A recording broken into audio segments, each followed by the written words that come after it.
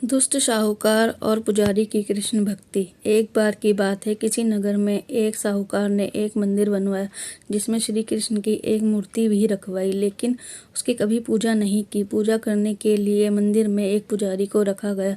पुजारी नियमित कन्हैया को नहलाता और बड़ी ही श्रद्धा भाव से उनकी पूजा अर्चना करता। साहूकार भी रोज कान्हा जी के लिए एक फूलों की माला भेज देता था और वह दर्शन करने आता तो पुजारी उस माला को उतारकर साहूकार को पहना देता। ऐसा करते करते पुजारी की भी उम्र बीत चुकी थी। एक दिन किसी वजह से साहूकार नहीं आ सका। उसने एक सेवक के हाथ मंदिर में माला पहुंचा दी और कहलवा दिया कि आज वह मंदिर नहीं आएगा, इसलिए पुजारी उसका इंतजार ना करें। यह कहकर सेवक चला गया। पुजारी ने हमेशा की तरह कन्हैया जी को माला पहना दी, लेकिन जब शाम हुई तो पुजारी यह सोचने लगा, माला उतारकर किसे पहनाई जाए।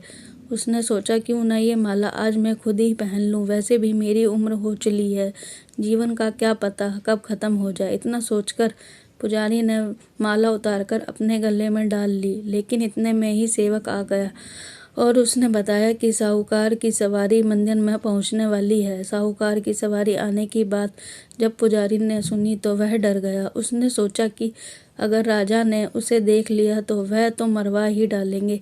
आनन फानन में पुजारी ने माला उतारकर वापस कन्हैया जी को पहना दी। जैसे ही साहूकार अंदर आया, हमेशा की तरह पुजारी ने माला कान्हा जी के गले से उतारकर साहूकार को पहना दी, लेकिन माला पर सफ़ेद बाल देखकर साहूकार समझ गया था कि यह माला पुजारी ने खुद स्वयं ही पहनी थी। बस फिर क्या था, साहूकार क्रोधित हो उठे और उन्होंने गुस्से में पुजारी से पूछा कि माला पर सफ़ेद बाल कहाँ से आया।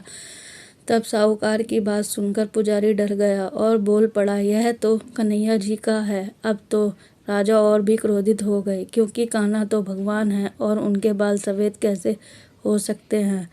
साहूकार ने फरमान सुना डाला, कल श्रृंगार के समय साहूकार खुद आएंगे और देखेंगे सच में कान्हा जी का बाल सफ़ेद है या पुजारी झूठ बोल रहा है। उन्होंने कहा कि अगर पुजारी ने झूठ बोला होगा तो फांसी की सज़ा दे दी जाएगी। साहूकार का फरमान सुनकर पुजारी का बुरा हाल हो गया। उसने सोचा, अब क्या करें, कहाँ जाएं, अब तो उसका मरना तय है। तब रोते रोते वह भगवान की शरण में पहुंचा और उसने कहा कि हे केशव, मुझसे झूठ बोलने का अपराध तो हुआ है, लेकिन हो सके तो मुझे क्षमा कर दे और साहूकार से रक्षा करें। पुजारी ने कहा कि हे माधव, आपकी सेवा करते करते मैं वृद्ध हो चुका हूँ, अब आप मुझे माफ़ कर दीजिए, ऐसी गलती दोबारा नहीं होगी। यही कहते कहते पुजारी की ना जाने कब आँख लग गई और उसकी आँख तब खुली जब सुबह हो चुकी थी। उधर सुबह होते ही साहूकार भी आ गया और कहने लगा, आज कान्हा जी का श्रृंगार वह खुद करेगा। ऐसा कहकर जैसे ही साहूकार ने कान्हा जी का मुकुट उतारा तो देखा कि श्री कृष्ण के तो सारे बाल ही सफ़ेद हैं, लेकिन साहूकार को फिर भी यकीन नहीं हुआ। उसे लगा कि फांसी के डर से पुजारी ने ही बालों को रंग दिया होगा। साहूकार ने सोचा कि क्यों ना कन्हैया जी का बाल तोड़कर देखा जाए। इसके बाद साहूकार ने कान्हा जी का एक बाल तोड़ लिया। जैसे ही बाल टूटा, कन्हैया के सिर से खून की धारा बहने लगी।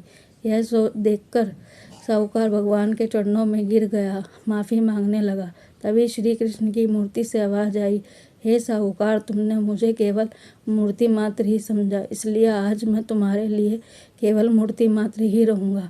लेकिन पुजारी ने सच्चे मन से पूरी श्रद्धा से मेरी भक्ति की है, इसलिए उसकी अनन्य भक्ति को देखकर मुझे अपने बाल सफ़ेद करने पड़े।